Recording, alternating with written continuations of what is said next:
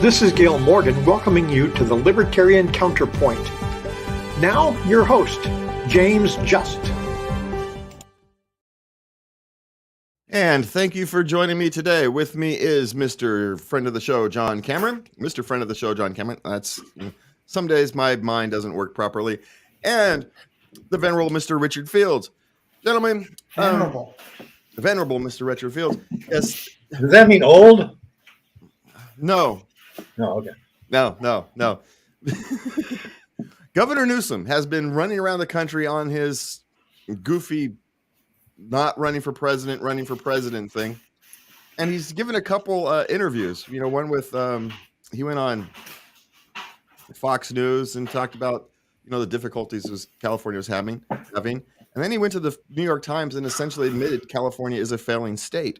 So if governor is now admitting that California is a failed state or a failing state, which those of us who live here kind of understand that, we've got 4 in 10 California residents are thinking of leaving.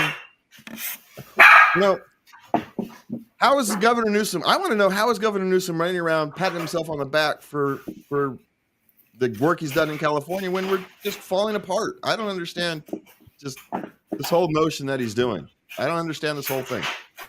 It's like, is he failing upwards? Is that what the Democrats are doing? Is really that's what we're going to? I think we're watching the Peter Principle in operation.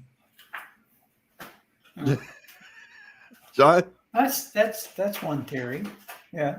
Well, I think the people like in general some of the things that the state represents. They like the wealth. They like all the activity that they can do. They like if they're members of minority groups in general, like the fact that they're accepted here. But I don't know what they can compare that to. If they've gone to another state, they might feel more accepted. What they don't like is the fallout from 50 years of Democratic Party rule, that they don't. There's a disconnect between economic policies that are creating the problems and the fact that they like all the other things that are way too costly because of bad economics. So it's a weird kind of contagion. People don't see the policies that they think make them feel good about the inclusiveness and protection of minority rights and blah blah blah blah. I hate to say blah, blah, blah, and I just did it, as part and parcel and effect of the economic policies that are crushing the state and the environmental policies that are making it impossibly expensive to live here. So it's weird, people rail against the effects of the things that also things they like. And, as Thomas Sowell so eloquently put it, there are no solutions, only trade-offs. Yeah, and I think we're seeing what we're seeing in California as well as New York and a few other states is we're seeing an out-migration of the talented and hardworking and an in-migration, or at least staying put, of those who benefit from the largesse of mama government. And that's something that becomes much more unsustainable as more and more productive people leave the state, which of course is exactly what's happening. We have productive people as well as productive businesses saying, you know what, I think I can make more money and have a better life in Florida or Texas or elsewhere. And once the productivity, once the money leaves, once there's less money available for government to divvy up, to basically steal and give to their friends or their voters, it's a downward spiral. California has entered that downward spiral. New York has as well. And if Gavin Newsom thinks that he can do that to the country as a whole, he will not have a successful presidency, even if he is lucky enough to get elected. And if the economics don't work, right? If we've made it so insanely expensive to live and work in California, then the supposed inclusiveness and all that is meaningless, right? Because the people you're trying to, the very people you're trying to uplift can't uplift themselves because you've created the economic conditions where they can't. And so now they're dependent upon the government, which is always going to fail in the long run, right? If you as an individual become dependent on the government, from a society, 1 or 2 people may find a way to navigate it, but out of 100, it's not going to do it, right? You're going to fail far more people than you're going to succeed, and then you're going to help. And we're creating a class of victims here in California. Everybody's a victim, and if you're not a victim of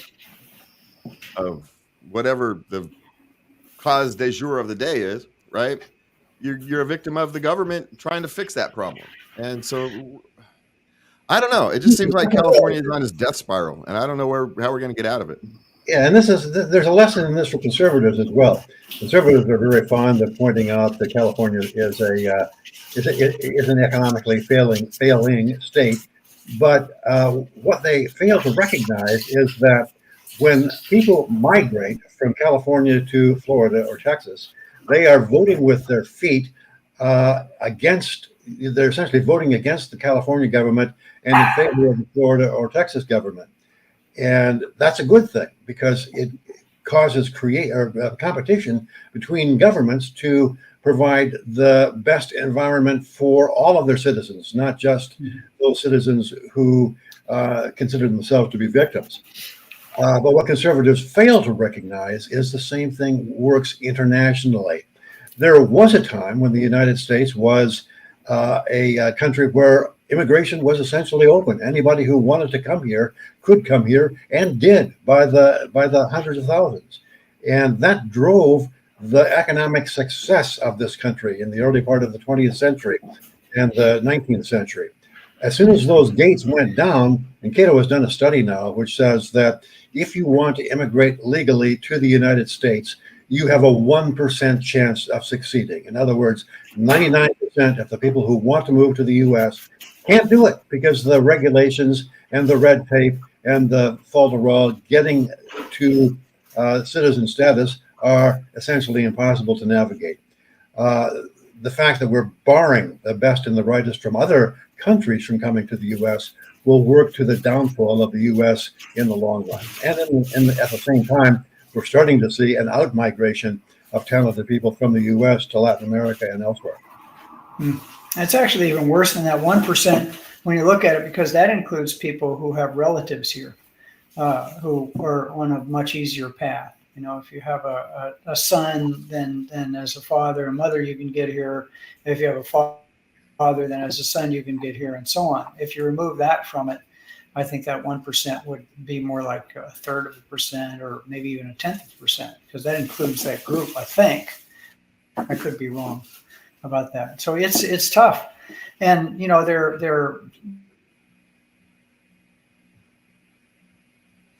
in the migration of talented people all day long, but we don't have time. So yeah.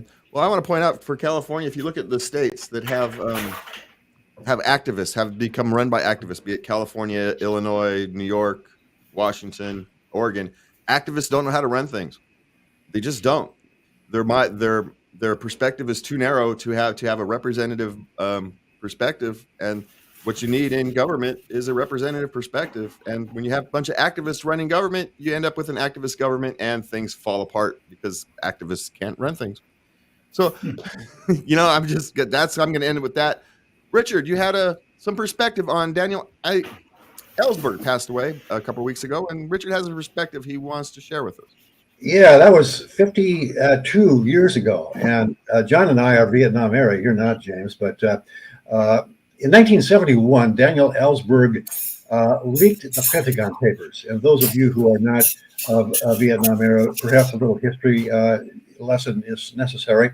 The Pentagon Papers' significance is that it was a history of the Vietnam War prepared by the Pentagon. And this history documented the trajectory of the Vietnam War up until 1971. And it explicitly stated that the country's leaders, both Democratic and Republican, both under Lyndon Johnson and Kennedy before him, and under Richard Nixon, knew the war was a lost cause, but they continued it anyway. And they repeatedly lied to the public that victory was imminent. John, you'll remember there's daylight at the end of the tunnel was very often repeated in the on CBS or ABC News. Those lies were obediently parroted by the legacy media, the New York Times, the Washington Post, and the three major TV radio networks, ABC, NBC, and CBS. And the media repeated, or the lie was perpetuated because of pressure from the military-industrial spook complex, because they were the ones that profited from increased warfare spending. They operated under the ideological smokescreen that they were stopping the advent of communism. It was the so-called domino theory. Domino theory was that Vietnam falls, Laos is next, then Malaysia, and eventually Australia, and then who knows, maybe the United States. You got to stop communism in its tracks, and the tracks are right now in Vietnam. That was the theory. But something happened in 1969. The war changed from one led by Democrat President LBJ to one led by the Republican newly elected President Nixon. And it was much less popular. It was always unpopular among the anti-war activists. Who can forget of that era? Who can forget, hey, LBJ, how many kids did you kill today? But that was the war protesters. After Nixon became president, everybody essentially became a war protester because it was no longer a Democratic-led war. Did that influence the Times and later the Washington Post's decision to fight for free press, for the free press right to publish the top secret documents Ellsberg provided to them? I'm not sure about that, but it's very instructive to read two parallel obituaries of Ellsberg. One by Glenn Greenwald, published in the Rolling Stone, and the other published in the New York Times. The Times chronicles the history of Ellsberg giving the documents to New York Times correspondent Neil Sheehan, with instructions to Sheehan to take notes but not photocopy the documents. Sheehan broke that agreement. He photocopied the papers, and the New York Times published them. The Times obituary chronicles how Ellsberg narrowly escaped prison on espionage charges brought by the Nixon administration. And this is the 1917 Espionage Act brought into place by President Wilson during World War I, which basically says it's real easy to get prosecuted for espionage. If they don't like you, they'll figure out a reason. Anyway, Sheehan broke the agreement, broke the agreement, photocopied the papers, published them, and the judge ultimately threw out the espionage charges against Ellsberg because the Nixon administration went a little too far. Do you remember the White House plumbers, later of Watergate fame? Well, the plumbers originally burglarized Ellsberg's psychiatrist's office. They were looking for dirt on Ellsberg so they could smear him during the trial. That's where the Times description of Ellsberg activism ends. Ultimately, the judge threw out the case because of that action by the White House to burglarize his psychiatrist's office. In contrast, Greenwald's story tells of how he and Ellsberg went on after Vietnam to found the Freedom of the Press Foundation. The purpose of that foundation was expressly to serve as a conduit to circumvent the federal government coerced ban on MasterCard, Visa, and other financial intermediaries, which had been serving as a conduit for financial support for WikiLeaks and Julian Assange. WikiLeaks, of course, was telling the truth, the dirt, essentially the Pentagon Papers of the 80s on the Iraq War. The foundation went on to provide support to Edward Snowden, to Chelsea Manning, Tom Drake, William Binney, and many others. Ellsberg was highly critical of the Obama administration, demonizing of Snowden and Manning. Not a word of that in the Times obituary, but a full accounting by Greenwald. Greenwald further relates how in 2021, just 2 years ago, Ellsberg, who vehemently opposed the U.S. involvement in the proxy war in Ukraine, Ellsberg released a top secret document. It was an old one dating back to 1958, but still marked top secret, showing that the U.S. had plans for using a first strike nuclear attack on China after China had seized some islands off of Taiwan, again, back in 1958. Ellsberg was explicitly daring the federal government to bring the same espionage charges under the 1917 Act against him as had been threatened by both the Trump and the Biden administrations against Snowden and Assange. His larger purpose was to highlight the extreme dangers of the escalating proxy war between two nuclear powers, Russia and the U.S., taking place in Ukraine. Is the New York Times interested in defending freedom of the press, which they did with the Pentagon Papers, or are they only interested when it advances their own preferred political narrative? I challenge you to read the Greenwald obit in Rolling Stone or the New York Times obit. Compare and contrast and answer that question for yourself. Once you've answered that, ask yourself if we have any chance of hearing anything close to the objective truth from most members of the mainstream media, most of whom take their cues from the New York Times. Oh, thank you, Richard. Hey, John, says your mic is unconnected. We can't hear you, John. It says your mic is unconnected. Anyway, so that's it. Daniel Ellsberg is an interesting case, right? It's an interesting. Maybe you want to step out and step back in, John. Maybe that's a solution. And no, Ellsberg was the bona fide anti-war person. He was trained as a Marine. He spent a year in Vietnam as a working. I think it was for a think tank. So he knew what was happening on the ground in Vietnam. And he worked for the RAND Corporation, which is a big military industrial think tank. And he was moved to release the papers when he found out that, or when a Vietnam veteran is basically broke down in a public meeting. And his only regret related to Greenwald, and I'm sure others, was that he had not released the Pentagon Papers much earlier than he did, thereby saving hundreds of thousands of lives that needlessly were lost in Vietnam. Yeah, and the difference between how the media is treating Ellsberg and how they treat, how they've been treating Snowden and all the others is Snowden, Assange, Manning. Yeah. Yeah, so the media is, we know the government's going to treat them the way the government's going to treat them. It's how the media has been treating them. It is disappointing, I suppose. Yeah, I mean, it's the government narrative, which is a Democratic government narrative now, is that whatever the government says, we'll repeat verbatim.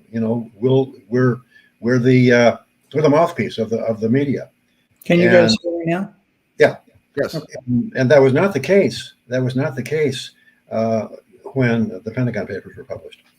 Man, do you have a thought on Ellsberg before he moved on? What's that? Did you have a thought on Ellsberg before he moved on? Yeah, the Rolling Stone piece is much more true to form. He was a champion of freedom of the press, and even though he was philosophically, I think you'd call him a liberal, he was as the ACL. He didn't care, which side it was. Everyone had the right to, have a bully pulpit, and if the government, no matter who was in charge, was doing something wrong, the people had a right to know, and I absolutely agree with that. Yeah. Well, an interesting segue is Michigan Democrats are passing a law that makes free speech essentially illegal if you offend somebody. Well, they can punish you for years in jail and $5,000 of fine if you offend somebody. Well, if you offend a particular set of people that they at the moment find, I don't know, unoffendable.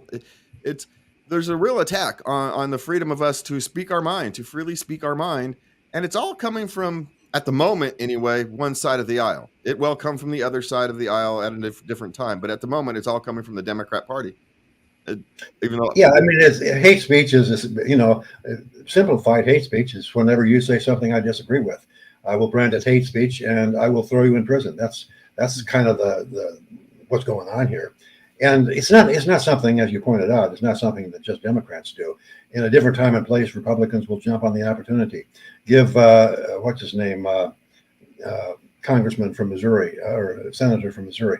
He'll do the same thing if he gets the opportunity.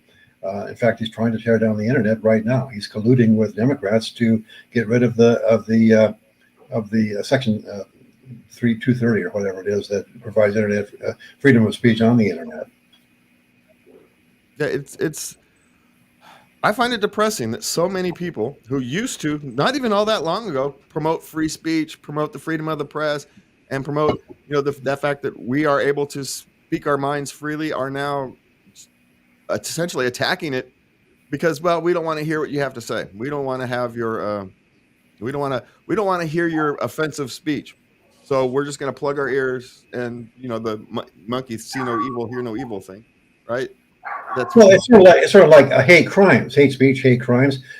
A crime is a crime. If you kill somebody, your motive, it doesn't make any difference to the life or death of your victim. He's dead anyway. He's dead anyway. So adding an enhancement because of perceived hate on the part of the killer is kind of pointless. It's make the crime and make speech. And yeah, remember, I'm going to throw out my the antidote to ridiculous the antidote view on hate crimes crimes. is for speech. Go for it, John. If people should be punished more because the motivation of their crime was hate, especially hatred of a certain religion or race, like anti-Semitic or anti-black or anti-white, then if their crime is committed through a feeling of love, should they have lesser punishment? So it's ridiculous, as Richard said. A crime is a crime is a crime. We have way motivation. It shouldn't have anything to do with the severity of the crime. I mean, if it's planned murder, then it's murder in the first degree. If it's murder through anger, it's murder in the second. But the idea that you should carry a greater penalty because you hate a particular protected subclass of the population is ludicrous. Murder is murder. Arson is arson. A crime is a crime, and the minute you start dissecting the crimes into, well, it's more of a crime if you did it against this person, it's less of a crime if you did it against that person, that becomes very strange very quickly. And I think it's one of those things we should probably avoid that kind of thing as much as possible. Economic freedom has been declining in the United States. According to the Heritage Foundation, we once ranked number 4 in the world in economic freedom, and we're now 25th. It's not surprising, when we live in places like California where you can't walk anywhere without tripping over some economic regulation. But it's distressing, right? We used to be the standard bearer, and now we're average at best in terms of economic freedom, right? Yeah, it's not a perfect correlation, but I think there is a correlation between economic freedom and other civil liberties, other freedom of the press, freedom of speech, etc. Again, it's not perfect. Singapore has very strong economic freedom, but they're not so very good on freedom of speech and so forth. But Switzerland, for example, ranks right up there at the top. Is pretty good on civil liberties and one of the top 4 in freedom of economics. So I think that once we neglect freedom of economics, freedom to make a living, freedom, right to own property, those sorts of things, once we leave those behind, then we're more apt to leave other freedoms behind. And I think property rights is very instructive in that regard. If I own property, if I have some material wealth, I can afford a bigger soapbox. If I don't own anything, I can't afford anything other than the proverbial soapbox and a megaphone yelling from the street corner. But if I have a little bit more wealth, I can buy a paid ad in a newspaper or on TV, or I can support a foundation or a nonprofit media outlet that I agree with. So there's a definite correlation between economic freedom and the rest of our freedoms. Yep. John, we're going to go to one that's out of your heart here. School closures, the COVID school closures rapidly accelerated U.S. learning loss. And considering that the U.S. schools were terrible to begin with, they didn't have anywhere to go, right? So this is actually more disastrous than we can actually imagine. Am I wrong? Yes, and no, you're not wrong. The school closures, we did it here. The rest of the world didn't do it. Basically, the states that did it. I'd love to see a state by state analysis of learning loss. You could certainly look at, rich folks' kids did better off than poor folks' kids during the lockdown, but then they do. I don't know whether, I guess you can hear me. What's telling is that even in the UK they did some distancing and they tested people, but what was really hurtful, and nobody's really talked about it a lot except for special ed teachers, people who deal with students who have learning disabilities. There's a psychologist from UCLA in the 80s came up with a rule about the power of communications, and 57% of it, I think, is through body language, and 30-some-odd% is through tone of voice, and only 8% through words. So if you put people in an environment where they can't see faces, especially young children, they can't perceive the reaction what they're saying is having, they can't react to people in a way that gives them either positive or negative reinforcement. No matter what the tech is, your ability to communicate, to send a message and receive one is going to be worse. And it's unconscionable to me that people didn't just scream in anger and not let this happen, because we discovered very, very soon in this whole process that children were virtually immune to COVID. And when they got sick, they didn't get very sick, and most of the time they didn't get sick. And then the teachers' unions convinced the world that children were super spreaders to protect the teachers. Teachers' job to teach. I mean, isn't it their job? Have them show up in hazmat suits if they have to, if they're that worried. Yeah. Teach. One of the things that I've been puzzled by and would be really interested in seeing some research on, some of the kids that did not go to public schools, and that's what we're talking about for the most part here, are government schools. Some of the kids were homeschooled or homeschooled, de facto homeschooled. And some kids were just left free to do whatever. I'd be really interested in seeing how well the homeschooled kids did compared to. I'd love to see the same thing. Compared to people that did remain in public school, and also compared to people who received no schooling whatsoever. I think that would be instructive.